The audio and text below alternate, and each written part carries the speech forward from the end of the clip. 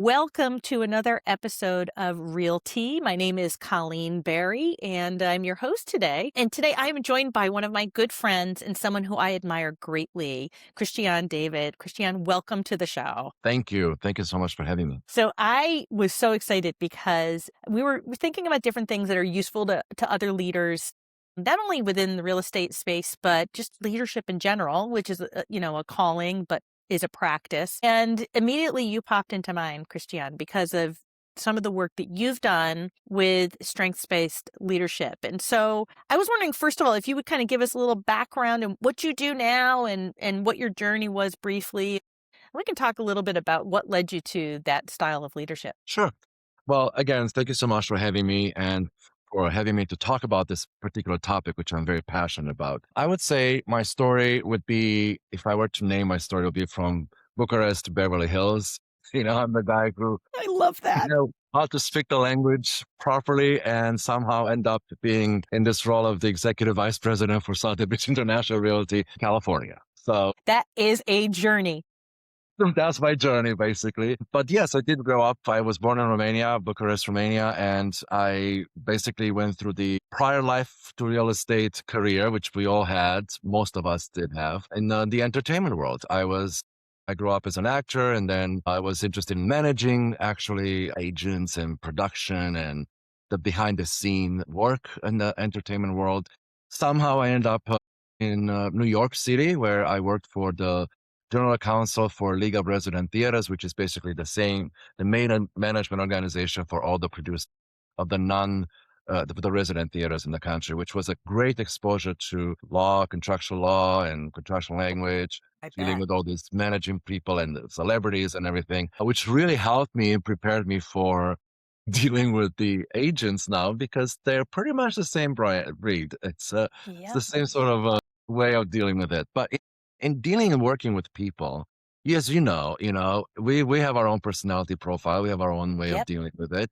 And it matters to understand and be aware as to what we lean into and how we show up, every single Yes. day. And as a person that is always interested in, bettering myself and educating myself, I had a coach at some point. And after I got into the real estate business as a leader, after I sold a couple of years, I was realizing that I couldn't show up all the time as I am all the time in certain circumstances. And I need to understand why and how I can get better at that. So at the time, a coach asked me to get into coaching with them. And first thing they asked me was to take the disc profile and then this thing that was called Strength Finder. And I'm like, all right, I guess if I could just find my strengths, I'd be great. I'll be Right. better. And it was basically a 20-minute test. And it was frustrating because a lot of the questions and the answers were at times the choices were very similar. And I was like, well, Yes. I could be either. Right. And not realizing that basically what they're looking for is to define what my talents were as I was born. And as it matters that we are born in different parts of the world because we're brought up differently. Yep. So then I got to learn more about myself. And It's so interesting that you bring that up because it's the concept of leading other people. There has to be some sense of self-awareness if you're going to do it well, right? Because you have to understand what you're bringing to the table, both good and bad. That's right. no, we still do it every day. We still do a revision of the state before we go into a tough meeting, right? Or what I'm going to say, how I'm going to approach this circumstance or this person. So at the time, I took the test actually throughout my career 3 times. And what's important to realize, unlike this, which is a behavioral uh, test and the behavioral Yeah. thing, that can change over time. And when I first took the disc, I was a high D, and then I was a high C, and then now I'm a high D and I'm a high I. It just depends, and you can recognize the traits of someone when you talk to them, how they dress, how they wear, the clothes they And it wear, can the be situational, right? It's like, what's situational your as well. job? What's going on in your life? You're Exactly. showing up differently. This one is different, is much different. And the reason for that is because it really comes out with 34 sets of talents. These are talents that we are born with, which is something that's why the questions were so tricky. They seemed tricky to me Yes. because they're Yep. trying to identify, even if you answered wrong in a certain question, they'll get you later. And it's very Yes. important to pay attention to the answers. So 34 talents divided in 4 themes, and this is you, basically. So I was like, great, so now what? What do I do with this? Exactly. Self-awareness test. And then you have to understand it's a living document. It's something that it's a report, a 27, I think 28-page report. And it's something that I look at least a couple of times a month, just to remind myself. And if in fact, for my clients or for my family, which yes, I asked them to take it, I put them in my favorites folder on my phone so I could always go back to. In fact, most of my staff members that, as I said, I put them through this as well. I have them in my phone as their name, and then I divided the top 5 strengths based on their initials. So a significant one No. would be Kidding. SIG bar Yep. ACH, which is achiever. So Yep. when I talk to them, I know what's important to them, what they lean into. So I'll come to that back to that in a minute.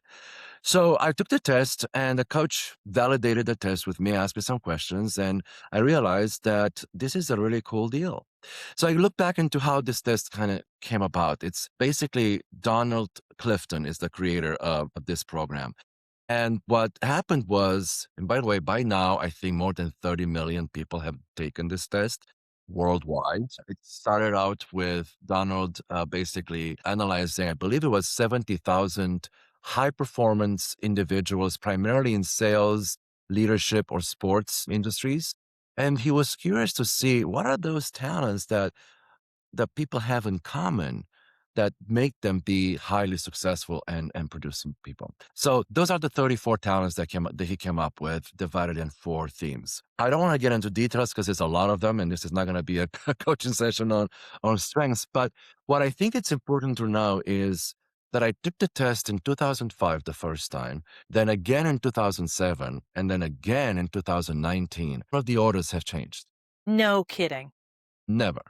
So Over a it's 12-year period. all over 12 period. It's absolutely the same. So unless something really dramatically happens to you, Right. it may change. There is a very small, tiny percentage. And that's important to know because I think that when you coach someone on their strengths, there is always a positive environment in discussion around them. You're Yep. focusing on them, you're Yep. focusing on what they're good at. In fact, that was the question that Don Clifton actually asked.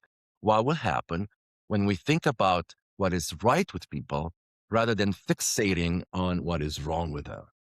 Right. So the concept of leaning into those strengths as opposed to constantly trying to bring up the weaknesses and Yeah. backfill, so to speak. How many Interesting. coaches have you had in the past that have been saying, you need to work on this. You need Right. to do this. You need to Yep. change. And I was like, I don't want to change. I want to be who I am. That guy from Yep. Bucharest, I'm still in Beverly Hills now. Still the same guy. It's just that we need to know how to show up sometimes and what to lean into. So the best way to express this, if I do you want me to go into it to see what Please. Yeah, absolutely. you have a score that they send you, and it's divided in various ways. The most important thing is, in the way I kind of start coaching someone that's interested, and of course I did get my certification for individuals coaching and teams and executives because it's fun. It's why not, right? But in my office here, when I coach our agents, they say, I want to coach with you. I'm like, great, but you're gonna have to take this test first. And the first session I have with them is getting to understand their strengths, the order of them, and then also the blind spots, which surprisingly enough, I tend to coach most agents on their blind spots, not on their Yeah. strengths. Again, Yep. we are forced to go into the negativity of ourselves versus what's Right. positive about it. Yep. But it's also good to know what the blind spots are. Well, especially, I would imagine blind spots are those places, and we all have them, where you have this repeat that, why am I in this position again? I don't want to be in this position. Why am I here again? Especially when you look at the strengths, you're like, wait a minute, this is the strength of mine. Why do I have blind spots? Well, Yes. a strength could become a weakness. And I'll get into Yeah. that in a minute. But Yeah. the exercise that I give them is, hey, grab a piece of paper and I would say, and a pen, and what's your dominant hand? And they would say, right, let's say, for the sake of argument. I say, great, then with your left hand, write your 3 times as fast as you can. And it's so hard to watch and like, oh, I can't. Yeah. Knowing my handwriting is again get negative.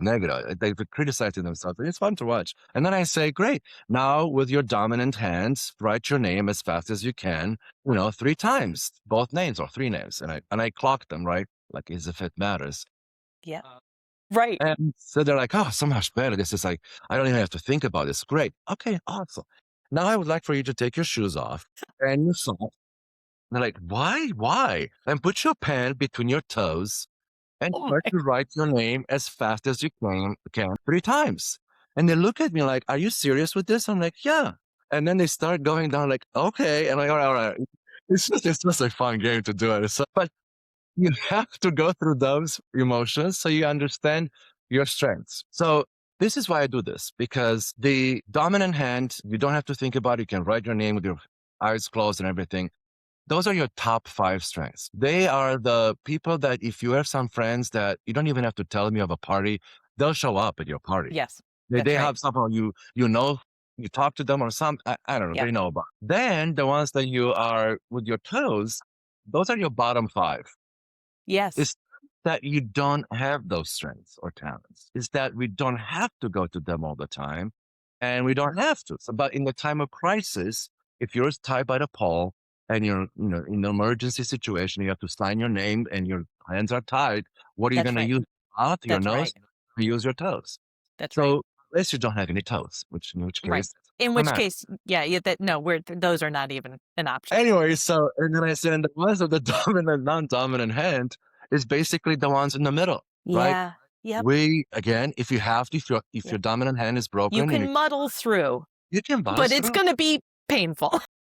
painful, and some of Yeah. those are painful. Some of those strengths. Yes. The Yep. other thing I go through and I say is, as I mentioned, these are divided in 4 themes, and those 4 themes are execution, influencing, relationship building, and strategic thinking. And then people have like this, oh my God, I have no strategic thinking in my top 10. I'm an idiot. I'm like, no, you're not an idiot. That's the thing. Nothing that comes out of this test makes you a bad or a good person or better or worse than other people. It's just a makeshift of who we are. But I have to say, when I first got the first time I got my test, and I was planning, I was a leader, I was a coach, helping people. My empathy was number 31 of the 34. And I got mad about it. Interesting. I'm like, what do you mean? Did I answer something wrong? I'm a very empathetic person. Well, I thought. Yeah. And I it's find not. you to be quite empathetic, actually, but it's got to be. It's a very interesting There are to 30 know that other that's things that come before that. that's right. The other thing that was very important to see, which, as you know me, I'm a very sociable person. Yes. Come across very extroverts. Well, there's one strength that's called woo, right? The ability to woo people. That's my last one. And when I tell people this, people are very, very surprised by it because that's impossible. That's a mistake. I'm like, no, it is a lot of work for me to be going into a room and work the room. Yes. It's a Yep. lot of work. And since 2005, I've been working on it. But then again, because I know where it is, I just need to bring it up in certain Yes. circumstances. Just the same as empathy. A strength could become a weakness because, okay, so these are talents that we're born with. For sure. The top 5, the dominant hand, we don't have to think about because those are the ones that we lean into the most. A talent becomes a strength due to its intensity and frequency at which we use those talents. Sure. That makes That's sense. why they're saying, why is it that you have to fix on what's wrong with us versus why not fix on what's great with us, good about it? But now, if you over intensify and overusing that strength, could become a weakness. So that's why it's important for us to understand all 34 of them and their position, because at times you can actually partner up. For instance, my number 2 strength is command. Now, if I not been aware of it, I could lean into it all the time and become more of an authoritative Yeah. disciplinarian. My Right. word is the best That's word right. is my, me. And that's not a coaching quality either, right? It's So because not. in You command, can't you're just telling people what to do. You're not helping them just show up. discover anything. Exactly. Now, I was also born in Romania, and we are less empathetic there sometimes, because we had some very hard times that I grew up in. I grew up from being a very, well positioned family, let's put it this way, going through the change and communism and major, major changes in as a life, as a young kid. We respond to certain obstacles differently than maybe a person here would. So when I say no, it may be a very authoritative no. And then competition is number 1. So that's like, takes over. So now that I'm aware of it, that number 9 is relator. I bring the relator back into the conversation because it Yep. makes me go a little bit more down into the tone of which, I'm using in the conversations. Understanding where your strengths are and how the intensity of them. There are people who might want to work on bringing up their execution themes. They feel like there's a lot about thinking. And yes, real estate, you got to execute sometimes. In terms of your strengths and how you would use that going into, for instance, coaching with agents, you're working with yours, you've identified theirs, they've identified theirs. What is that process now? What does that look like? So when I coach an agent on strengths, I'm removing myself from it completely. It's Okay. all about them. Okay. I'm only using my strengths in my own circumstances. Just earlier, for instance, I was dealing with a situation that I would deal with it differently, but I was like, no, you gotta use the ingredients now, right? Yep. It's almost like going into a pantry, making a nice dinner for someone before you go into a conversation. I'm gonna Good use point. I'm gonna use a little bit of this, I'm gonna sprinkle a little bit of this, and then see how that comes out. You might have a ton of rice in your pantry, but you don't want to have a dish that's just rice. No, exactly, exactly. Too much fish Yeah, sometimes is too, you that's just gotta right. figure out what you use for that particular dialogue and circumstance. But I also notice agents in like sometimes how many times have you been witnessing a conversation between one of your agents and their clients? And you may say, "Oh, I could apply the disc conversation here, but I think it's more important to apply if you are aware of their strengths. I may lean over and say, you could have used the indication on this one, or you may want to use the futuristic in the conversation on this, Yep. whatever. So I'll give you some examples as we move along. But I think when they first start, like just yesterday, I actually initiated another agent on this, and I explained to him how this works. And he's actually on somebody's team. And one of the things that he was saying was the fact that he wanted to be, he meets a lot of people. He's very good at socializing and it's great, but it just doesn't translate into anything. So not having his profile yet, I was like, well, let me ask you this: do you feel like you have meaningful conversations with those? Because I mean, my back in my head, I'm thinking you might have a high woo where he goes into Ye- these parties that he meets with everybody, but really making meaningful connections. Right. It's more about the charm. It's more about the charm, work in the room. And that happened one time with one of my former staff members, because as I mentioned, I did this with my staff, two staffs that I've had in the past in the Palisades and Malibu offices. They all took the test. We spent half a day going through all of it. And it really had a much higher engagement. The communication between us was much better. We got to know each other. We got to see how we can help each other after we leaned and claimed our strengths. But one of them had the opposite of me. Mine was 34, Wu and 34. Hers is number one. So one day, we were going to look at some space for a possible office, and I was with her and a commercial broker, and this lady in the parking lot looks at us and says, "Hey, Joe, how are you?" And Joe looks at her, looks at me, she goes, "I don't know what this is." I was like, "Well, she knows your name." And she goes, "You don't remember me, do you?" And he goes, "I'm sorry, I don't think I do." She goes, "Well, I met you last night at the restaurant where we met." The conversation. She's like, "Oh, yes, yes, yes, yes." Nothing. She couldn't remember anything. So we walked away from the conversation and said, "That's your woo number one," because she Yes. probably talked to everybody at the party. But again, it's nothing bad. It's just No.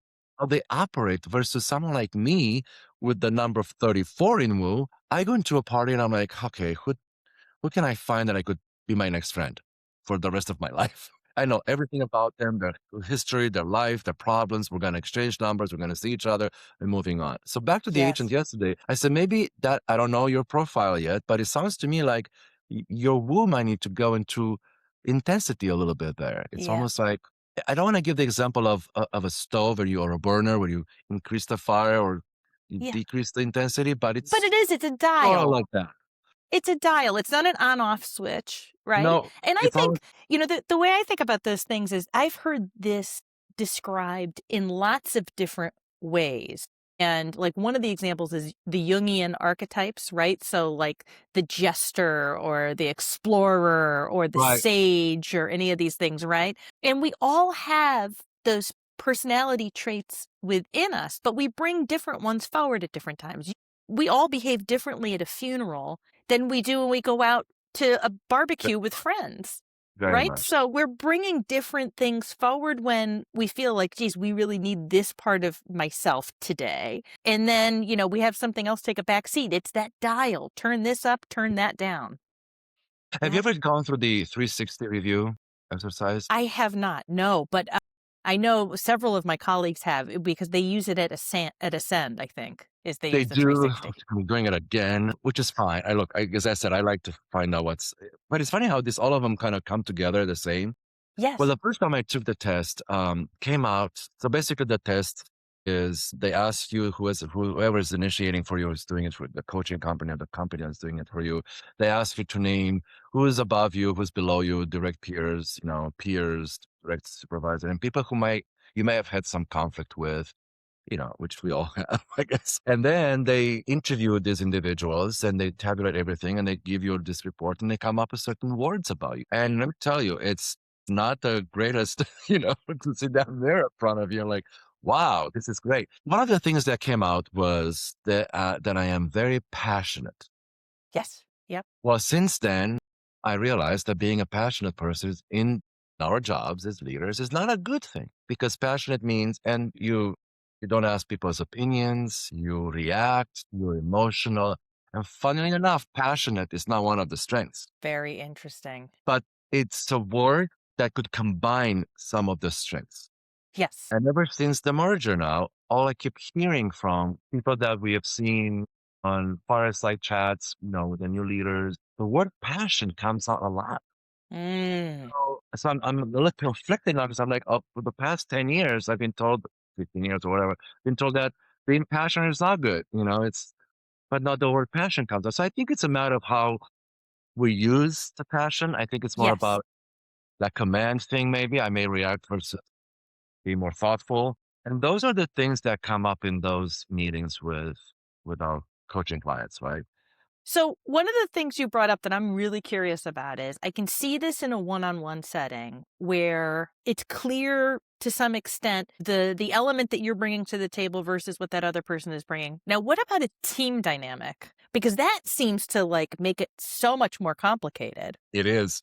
That's why I wanted to do it with my staff because I wanted to see what that would look like. So when I Yeah. hired one of my OAs, first time we hired him, he and I could just not get along. Like it was just and I said, "What is the matter?" And he was much younger than me. He could have been my son. And I said, "You know what? Why don't I do this? Let's just have you take this test so that I can see where you're at with everything." Well, it turned out that 4 of his top 5 strengths we share. No kidding. 4 of them. So I'm talking to myself all the time, basically, right? So, and then I'm seeing my reflection in him, and I'm like, "Oh, I don't like that. I don't think I like to act like that." Ooh, and a younger version of it. So that was kind of an interesting exercise. So we took all of them. They all took the test. They all had their own impression of what came out of that. And then I tabulated, and as I said, we met in a nice setting where we were all focused on this only. And these are samples of it. These are the 3 of them. And then I put mine there so that we can understand where we're at. And then we tabulated and we did basically a top 10 strengths for the team. So I put all of them in here. Yeah. These are Okay. the colors. These are strategic thinking. This is Okay. relationship building. This Yeah. is influence and Yeah. execution. Because I wanted to see as a team, what do we lead with? Do we lead with execution? Do we lead with strategic thinking? And then you look across as well to see what everybody has. And then we look to see what our bottom 5 were, what we're lacking. And so it turned out that we're leading with achiever, responsibility, relator, and input. And our weaknesses are belief, consistency, developer, and empathy. Really? Guess what? When we did, our company does, I think, periodically agent survey, and they give us strengths and weaknesses and opportunities, all that kind of stuff. Well, some of those 3 of them came up in the company thing as for the You are office. kidding me. So as you can see, they're connected because we deal with human beings that are born Yes. the way they are. We hire them for who they are. I mean, the OA that I mentioned, I hired him because he had the sass. He had the diversity about him that I was looking for. And so now I'm be careful what you wish for, you know what they're Right. saying. Or But I you learn through that process, though. I mean, because it's got to affect you as a leader to understand this about people. very much so. So then how does that affect so you run into a circumstance where you're seeing this about somebody or you start to understand this about somebody. How do you pivot so that you're complementing each other instead of running into conflict? As you know, we can only be better at what we're good at. And if we are aware that we're not good at certain things, we let others do it and we Yeah. empower them. I'm Yep. not good at this and that, right? So somebody on your team is going to be more strategic thinking driven than someone that's more execution thinking, right? Driven, or somebody's more into the creative part of it and come up with great ideas. So the ideation, someone has a high ideation intensity profile. It's great to have in the meetings when you're stuck in like the same and the same and the same. So you empower that person to take the lead on coming up with those solutions or ideas. Maybe you have some people on your team that are very influence based, and these are the people that will go out there and get the business going. And then, like for instance, an activator and achiever, right? You have one that's an execution, the other one is an influence. The activator is the person that says, let's get this going. The Let's get catalyst, right? the catalyst, right? So somebody that has a high activator is great to have on your team because they're like bored with like talking about it and strategic ideas and Yeah. now let's just get it going. Well, the achiever comes in and says, yeah, but we gotta finish it. So that's the executor, right? The execution team. Yes. There are people who actually have both of them in the top five, which is very interesting to say, I'm getting it started and I'm also finishing. I mean, if you have someone like that on your team in the top five, you got to hire that person because you know I'm Yes. gonna get done. They got to Yep. influence others to get done. But there's somebody that, for instance, has a very good way of explaining the future to and the vision and stay Yes. consistent with it. So someone has a high futuristic capacity to explain that. And as a perfect example with an agent, for instance, where his number one was empathy, which is very hard. I'm not going to lie to you. An agent has Yeah. a high level empathy. They may take things a little bit slower than Sure. someone that is an activator or something that with a more of an influence theme in the top five. But they had futuristic as number two. And I was trying to figure out, well, that's great because you can empathize with the people's needs. But at the same time, you got to paint the picture for them as to what it would look like to get out of this paralysis analysis and get excited about their future. And so the next day he applied, he was aware of it now. He was applying he named it, he claimed the strength, and he went into that conversation a different way. And soon after that, they went on escrow. Again, it's not that we don't know that we have these talents, but we don't know that we have these talents. That's the Right. problem. Right. And those questions, whether it's an individual or as you asked him, as a team could work very well on each one on their own, but it's so much more cohesive when you support the individual, but at the team's performance peak, right? Because managers may have once you have this language developed, which is why so many corporations and Fortune 500 companies have adopted this culture of strengths, because that's how they lean into. They lean into that communication, that language, that ecosystem of strengths, and their numbers speak to them for themselves. I mean, the teams that receive strengths feedback have almost 9% greater profitability. People who have learned to use their strengths every day have almost 8% greater productivity. And so, Wow. why would you not want to have that in your office, on That's your amazing. team, right? A manager can single-handedly change a team for the better. They can have more complex and rewarding responsibilities because now you're empowering your team members based on their strengths. So you go through this process, it's so incredibly illuminating, and it gives you the language to have discussions among each other. Is there a piece in this puzzle for accountability when working with other people and the strengths-based leadership program? I mean, is there a piece of it where you're holding each other accountable for different things? Yeah, so part of the exercise that we do initially in the first team exercise is to really they share their top 10, for instance, or the bottom Mhm. five, and then they go through the exercise. And it's actually a very fun exercise with pictures, photos of some things, and they put it up and say, which strengths do you think will show up and if it was me? And then the colleagues come in and say, I think your activator might show up, or your, other, I don't want to give them up because I don't want people to know all of them in the beginning. Yes. Certain things may come up and then they're like, really? Is this how you see me? Because I would think is like if awareness kicks in versus the, well, perception of who we are. Yes. My example, people think I'm a very sociable, extroverted person, when in fact, to me, it's a lot of work because my woo is Yes. number 34. Yes. So I think by knowing those and knowing each other, we hold each other accountable to say, why don't you rely or lean more into communication? Or why don't you rely more? There are some people who may be having a lot of ideas, a lot of talent in them, and they're afraid to speak up or they're Yep. afraid to take charge or to speak their like someone with a high command. And you've seen those people at the boardroom table, right? At the meeting tables. Everybody nods and nods. And they all think the same thing, but there's not one person in that meeting that will speak on behalf of them until That's the one right. who has the high command says, you know what? Actually, I don't think this is the right thing to do it this way. And I think I'm speaking on behalf of everyone here. And they're like this, thank God somebody says, and now that that opens up more conversation and better ideas. Now everybody's not afraid to say anything. And so somebody who has a high ideation or intellection may come in and say, well, based on my research, or that one that has high context, the context of this is, so now I'm moving, the command goes, okay, I'm done. I did my job. You go in and tighten it up, or and so it's interesting to see how we all now depend on each other on how to utilize our strengths, especially in those meetings. We're doing now, we're going through a SWOT analysis right now. So it's interesting to see what people focused on strengths and weaknesses based on their own strengths and weaknesses.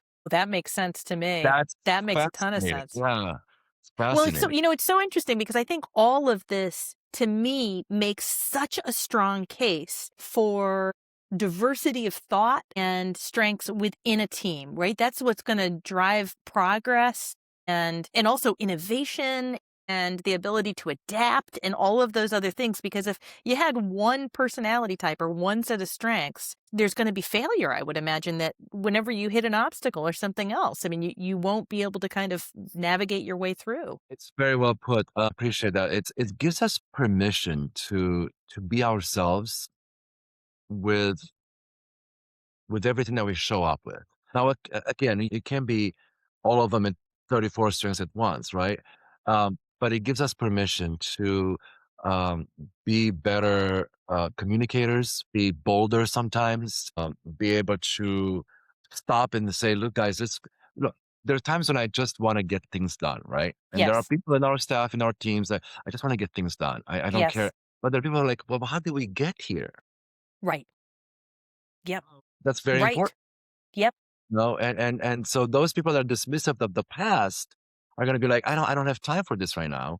I gotta move up." Well, no, that based on what happened, we can Right. make decisions on how we can move forward. Yep. So you gotta have that And not mix. land here again. Like, if we don't want to be here, let's understand what got us here and not do that again. But then the accountability comes in and says, "You know what? We did Yeah. this last time, Right. and it didn't work this way." For instance, back to me in a way that kind of explain a little bit better. So my top five are competition, command, deliberative, activator, and futuristic. Great. A little conflicting because the activator and the deliberative, like, what do Yeah. you mean? Right. You have command with the You're a competition. little at war with yourself. I'm a little Yes. at war with myself, but I love myself. So Yes. well, I actually kind of like it because there's ways when competition doesn't mean I need to be always the number one person in the room. Competition is about the way I see it and the way I apply it is more about knowing where I'm at all the time. Mm, So when I ran marathons, for instance, right, I would always pick someone. I wasn't focusing on finishing number one because I knew my abilities, right? They would be stupid. Oh, I'm going to be the first one to win. But during that run, which, I think you've ran marathons, right? Or I've run smaller small ones. races, Yeah, I did only 5 half. and 10Ks. In mile 4, you kind of get Yeah. into the gear. You're like this, in your mind, your music and everything. But then you started talking to yourself a lot. The music Yes. talks to you sometimes. You take these things off and just want to hear your steps. But what really keeps me going with competition number one is to really pick on person that was further ahead of me and see if I can reach out to them by running next to them and then pass Yep. by them. And then I would always see, is anybody that's going to be around here that's going to be passing by me? So it's the same way I drive. I mean, I see the lights 10 12 lights ahead and I want to. So that's how I view competition. That's so interesting. The command is, yes or no. I always know what my answers are. Pretty much, I would say 90%. I think I got this. Yep. But the deliberative comes in and says, "What?" Yes. Yes. Well, it's so interesting because deliberative, it's like a check on those other two. It's like a Always do hedged it. bet. Yeah. Yeah. Or I send an email. I'm like, I'm get read by someone. Maybe I'll go to the other one, or like just find out, is this the right number? Is this the right? So that stops me from it. And then the danger could be that I could just get stuck on there. Yes. The Right. activator goes, you know what? We got to move on. That's Let's right. just, we just keep going on this one, right? And I have a great ability of talking about the future and the vision and translate how that happens. So, and it's so interesting. I'm doing a video for managers video for our region. And I got a very rough cut yesterday. That I will probably share with you at some point. So I want your opinion.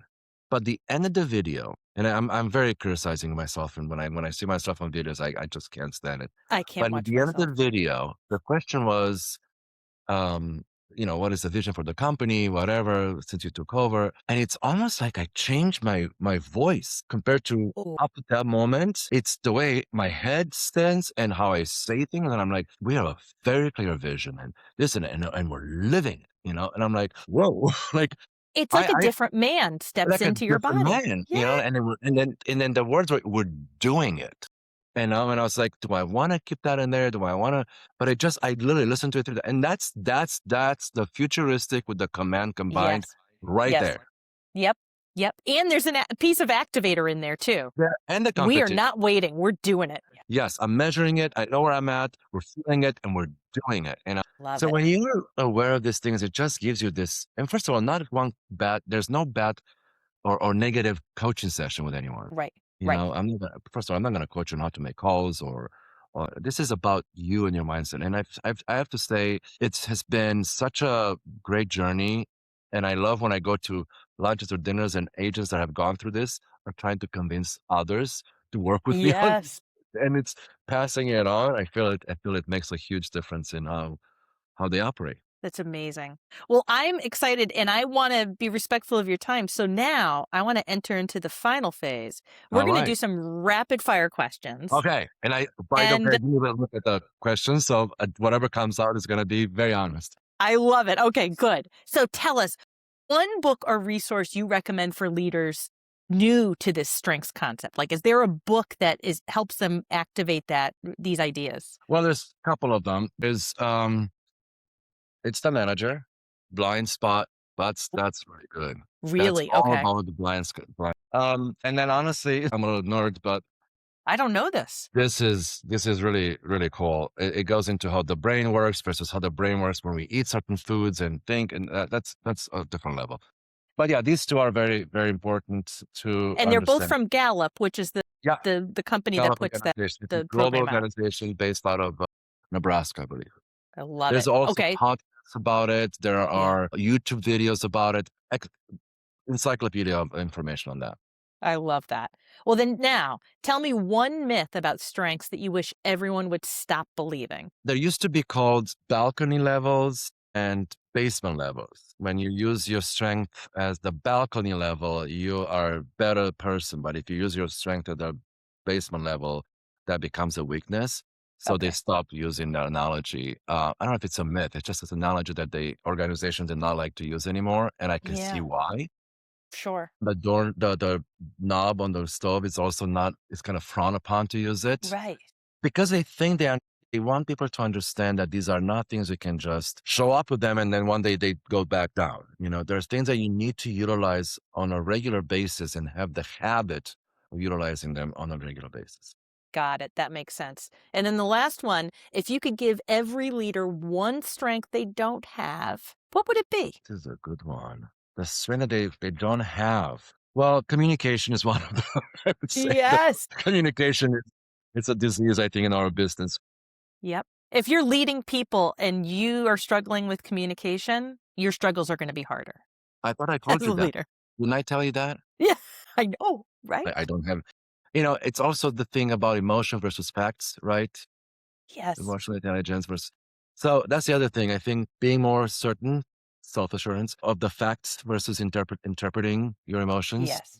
and showing up. Yes. I just found out through the Ascend program, one of the first things I found out is emotions is data. It's using Yes. your emotions as data. Well And I'm said. like, "Wait, what now?" And Right. then and as soon as you shift that, it's like, yeah, that's very important. And I That's think huge. as leaders, we need to look at the data. Absolutely. Well, this has been amazing. I am so grateful for your time Oh, today, and thank I'm so you. excited that people are gonna get to know this program through this I this hope so. podcast episode. And if they have any Yeah. questions, I'm more than happy to talk to them and give them the link and everything. Perfect. Thank you so much. I Thank really you. appreciate it.